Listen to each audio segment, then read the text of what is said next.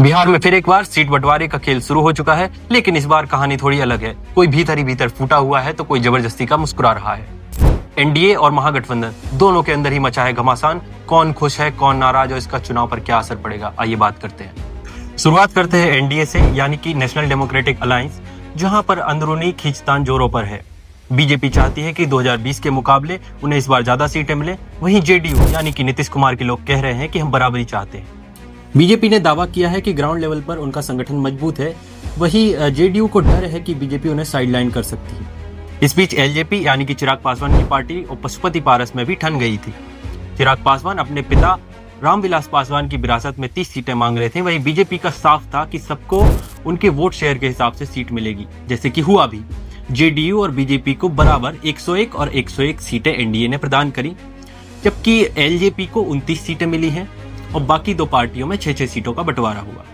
वहीं बात करें महागठबंधन की, तो यहाँ भी परिस्थितियां कुछ ज्यादा बेहतर नहीं है। आरजेडी, कांग्रेस और लेफ्ट पार्टियां सभी सीटों के बंटवारे को लेकर आमने सामने हैं। आरजेडी चाहती है कि उनको इस बार 140 से ज्यादा सीटें मिले। वहीं कांग्रेस कह रही है कि उनके बिना गठबंधन अधूरा है। सीपीआई ने भी 30 से कम सीटों पर मानने से इनकार कर दिया है, यानी कि विपक्ष के घर में भी शांति नहीं है। सभी अपने हिस्से को बढ़ाने में लगे हैं। सूत्रों की माने तो कुछ कांग्रेस नेता अपना नया रास्ता अपनाने की तैयारी में है, यानी कि महागठबंधन टूटने का खतरा अभी टला नहीं है, बरकरार है।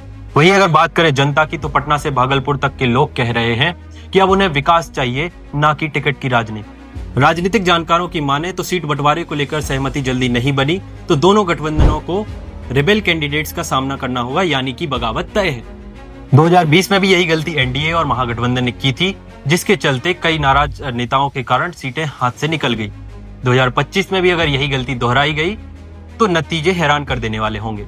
लेकिन सबसे शॉकिंग बात यह है कि दोनों ही गठबंधनों के अंदर से खबर आ रही है कि कुछ नेता गुप्त रूप से विपक्षी खेमे से संपर्क में है, यानी कि अब सीट बंटवारे की लड़ाई केवल बयानबाजी तक नहीं रही, बल्कि यह राजनीतिक खरीद फरोख्त तक पहुंच चुकी है। अगर ऐसा हुआ तो 2025 बिहार चुनाव बन जाएगा देश का सबसे अनप्रेडिक्टेबल इलेक्शन।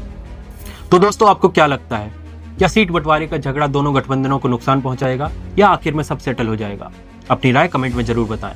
अगर आप बिहार चुनाव को करीब से जानना चाहते हैं, बिहार की राजनीति को करीब से जानना चाहते हैं, चैनल को सब्सक्राइब करें और बेल आइकन को दबाएं, ताकि अगली इनसाइड रिपोर्ट आप तक पहुंचे सबसे पहले।